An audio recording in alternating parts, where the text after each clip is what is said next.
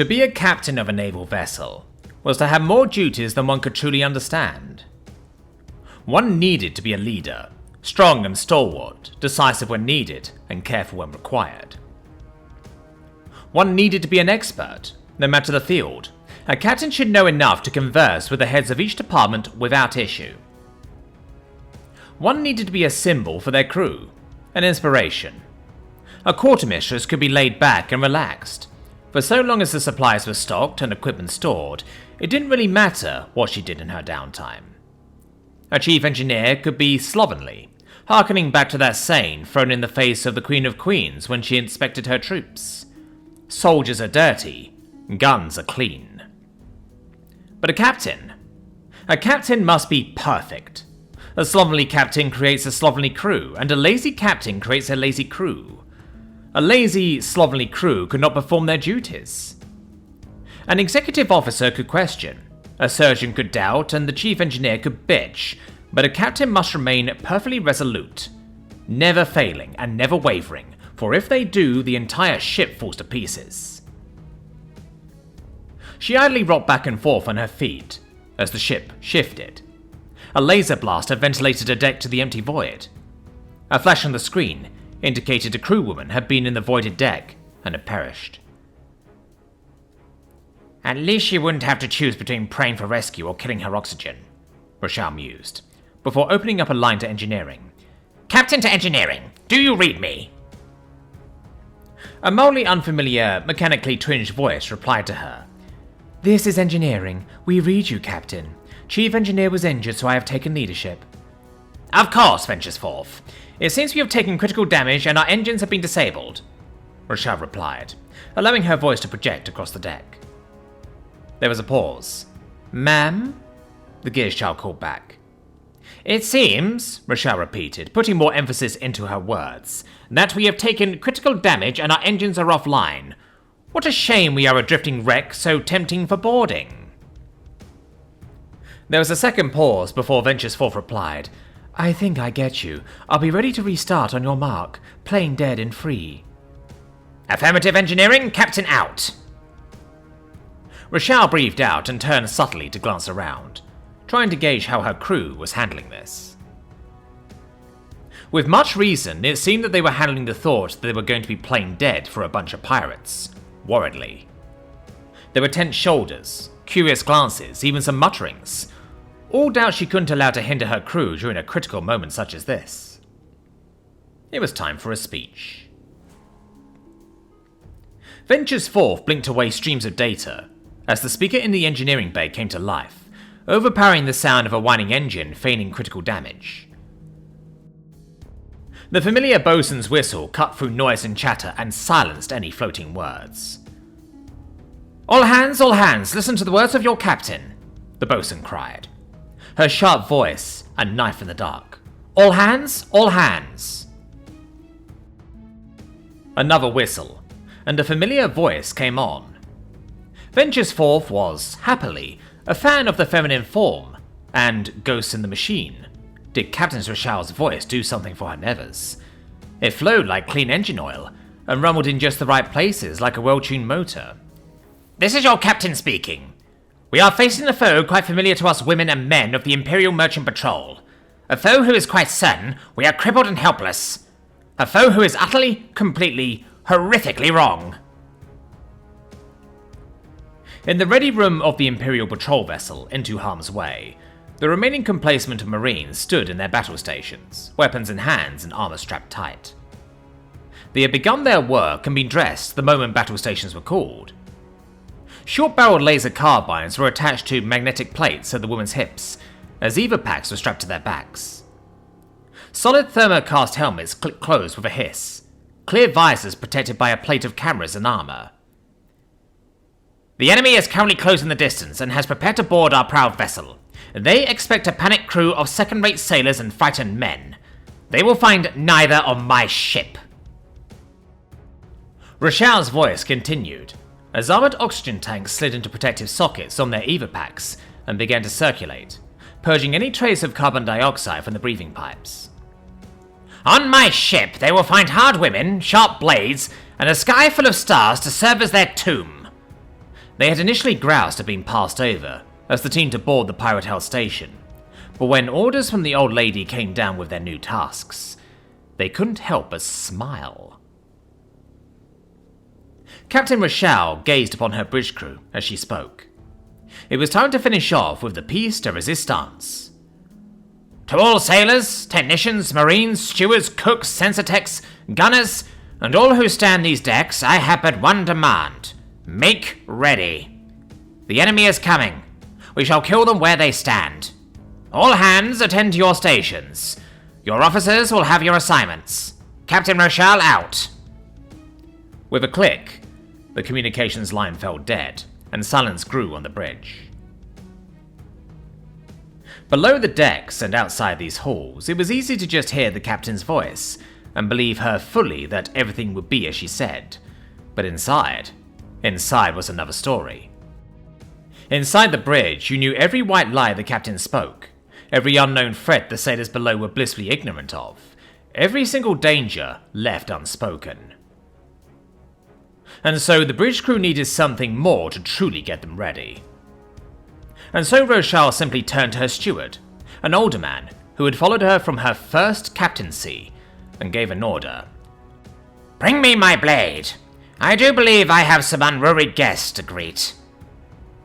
It was time to see if she was still a snow dancer. Rochelle mused about her role as a figurehead, as she stood silently inside a hidden compartment, shoving down her instinctual claustrophobia as she watched the pirate scum board her ship. They trapezed around like they had some claim to its decks, laughing and chatting to each other over close communication lines for a void-empty hull. It was fascinating what that disorderly mob would overlook when given a delicious target, like a flickering green light. The former Fleet Admiral Rochelle had made a minor study of humanity before she was stripped of her rank, and there was a saying she had come across while looking into their naval traditions. Red sky at night, sailors delight. Red sky at morning, sailors take warning. She was unsure if it was night or day on Earth, but the gleaming red of the emergency lights were most definitely an omen as Captain Rochelle and two pods of hand-picked Marines stood, waiting for the signal inside emergency void suit lockers. Hidden simply because these pirates did not care to look. Venture's fourth, bravely into great unknowns, glared, digitally, at the life sign readouts indicating port deck freeze vented bay. Aside from the 7 IFFs indicating friendly, there were easily a dozen unfriendly life signs polluting her ship. Wow, she got possessive quickly, but pirate raids would do that to a girl. Milk was off dueling half a fleet carrier's worth of aerospace fighters. Their ship had holes punched in it, and the merchant fleet was a clockwork chime away from shooting each other. And everything was just fine. Just fine. Just... Captain Rochelle has a plan, Ventures forethought. You need to trust the plan, Ventures, and be ready to act when called. The plan will work. Ventures' fourth twitched on the crash bed she was strapped to. The chief engineer took a bad fall during maneuvers and had to be replaced, so it was now her job to be plugged in and manage the ship's systems, including Rochelle's plan. She winced as the feedback of more docking umbilicals heralded even more hostile life signs invading her ship. But the enemy was committed. The HVT was aboard and the pirate frigate was powering down her engines. Finally. In space, nothing is truly stationary.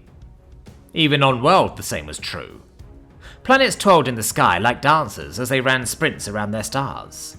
Sprints measured in the thousands of kilometers per hour. Beyond them, the stars themselves spun around black holes, and galaxies drifted on a scale imperceptible to mortal knowledge. And yet, one could say they stood still because your frame of reference never suddenly changed, and so you did not see a change in acceleration. As the engines cut out and died on the IPV into harm's way, it did not slow down as one might in the atmosphere, but it instead continued to drift, since all its engines did was change its acceleration, not its velocity. In the scale of the universe and even the local system, the ship might have been stationary, for if one was moving in a constant speed and heading, it was nearly trivial to walk alongside them. As the pirate vessel shot out its docking tubes, it needed to significantly slow its acceleration and turn off its main engine as well, for even an idling thruster in space imparted microscopic acceleration that rapidly added up when trying to dock. And so, the two ships drifted along an apathetic sky, their engines cold and all sounds swallowed by the vacuum around them. Until the patrol carrier's maneuvering thrusters suddenly kicked on with a ventral roar.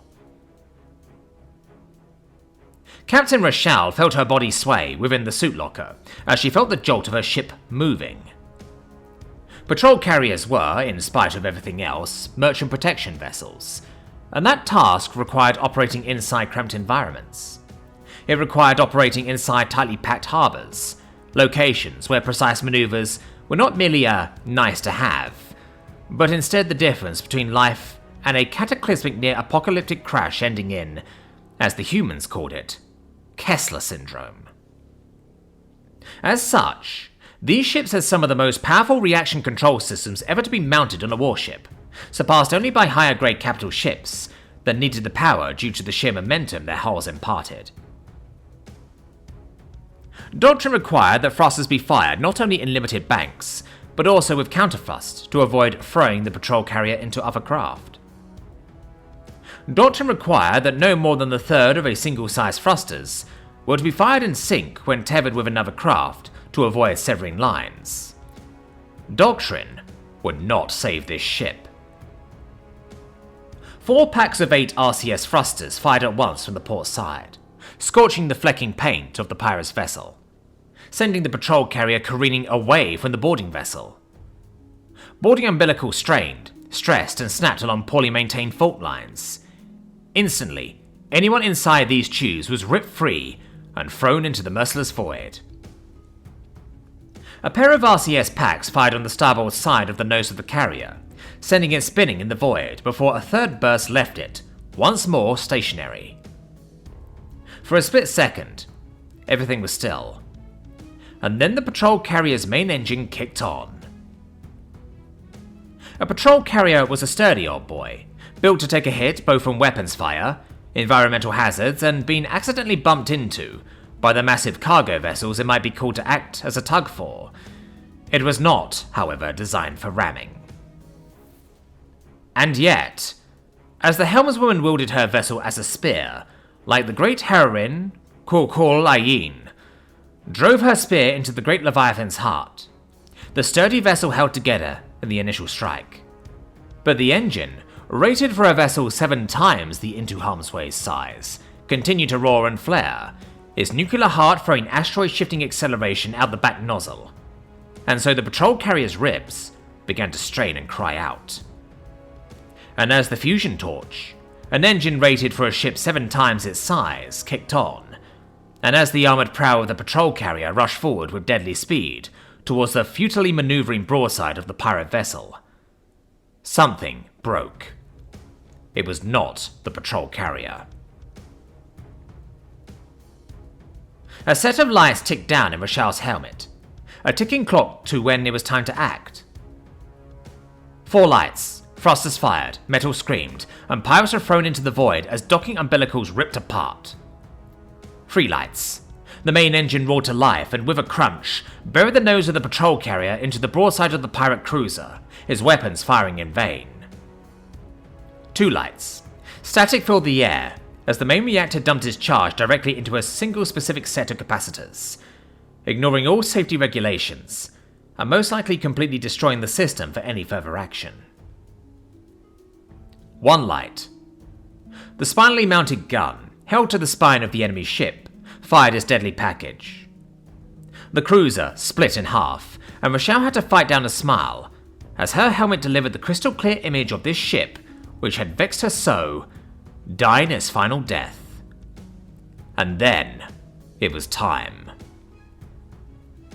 In vacuum-smothered silence, hatches and hidden doors swung open, and Rochelle strode out into the open deck, pirates in disarray before her. They didn't even notice the two pods of Marines appearing, as if from the void, itself at their rear flank. Correction. A single pirate was looking behind, and Rochelle could see her eyes widen as a figure from the deeps itself strode out of a previously solid wall. A figure striding faceless and menacing, with a gleaming bronze breastplate, massive hand cannon, and sword shining in the fire-red warning lights. The pirate's eyes widened in shock, and her grip on the makeshift shock maul slackened as Rochelle strode forward and with a single smooth strike, shoved the overbuilt sword guard clean through the pirate's industrial void suit safety glass faceplate. One of those shocked eyes popped out of the pirate's skull, as Rochelle's handguard broke bone and visor, overpressure finishing what solid metal could not, as hard vacuum ripped the scream from her throat and air from her lungs. Not that screaming would have helped her any. Captain Rochelle kicked the pirate to the floor, raised her blade up, and then brought it down in a swift motion as 6 Marines opened fire into the gathered pirates. A Class 5 Void combat hardsuit was made of thick layers of flexifiber, protected by ceramic plating, turning a standard soldier into a nigh unkillable juggernaut. The only downsides were bulk, weight, and the necessity to carry around a power core for the minor servos, keeping the suit's weight from draining soldiers before they even made it to battle. The Marines at Rochelle's flanks did not have a Class 5 VCH. Those were reserved for Marines on proper naval vessels, not second-rate Marines on a patrol ship. They did, however, have Class 4s, the next best thing. 3 heavy-duty layers of flexifiber and microceramic plate armor protected the Marine, capable of turning aside the panic spray of pirate lasfire splashing off the Marine on Rochelle's right. An excellent targeting system in the suit's faceless helm, allowing the Marine to line up her return fire, even as a high-burn carbine shot scorched the metal on her helmet. Return fire, and igniting the pirate's boiled flesh as the overly high oxygen mix burned inside the poor bitch's suit. Gold-tinted visor glass floated through the standstill firefight, blown outwards by the explosive pressure. Within a matter of seconds, 30 pirates had been reduced to 20, but they were starting to turn around. Weapons were being raised and they began to move.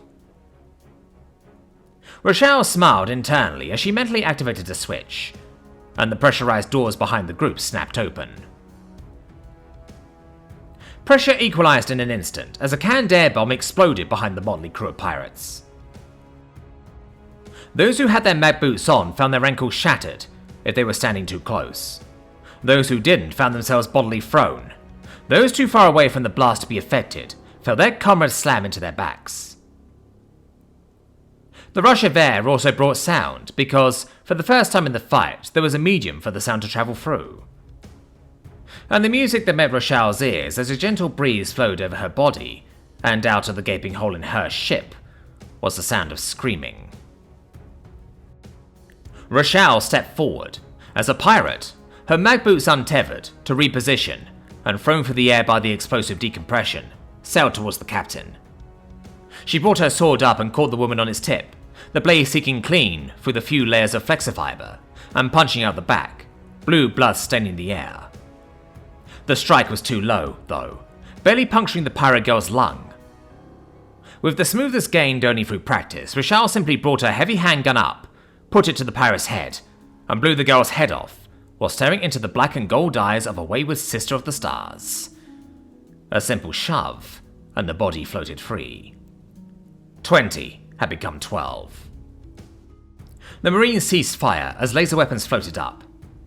Corpses littered the hallway, and those who were left alive surrendered to the bloodstained woman standing before them. Rochelle gave the Marines a nod, and the professional women moved in to secure the newly acquired captives as she strode into the now open airlock, past a short, slim figure glaring daggers at her, as a Marine forced handcuffs onto his wrists. "Report!" Rochelle spoke simply. "All systems nominal," the semi-synthetic voice of Ventures Forth bravely into great unknowns replied. "We are ready for the next step. The enemy ship is crippled, but not broken." "Good, you have a go. Show these pirate scum. They are not the only ones who can cast lines and leap aboard." Aye, aye, ma'am, the Gear's child replied with an enthusiastic glee. Tuglocks engaged. Boarding parties away. Rochelle glanced out one of the few exterior windows the patrol carrier allowed as she walked down the hallway, awestruck sailors saluting their bloodstained captain's passing, and watching as dozens of tiny shapes moved with perfect purpose from her ship to the pirate cruiser. It was time to end this battle.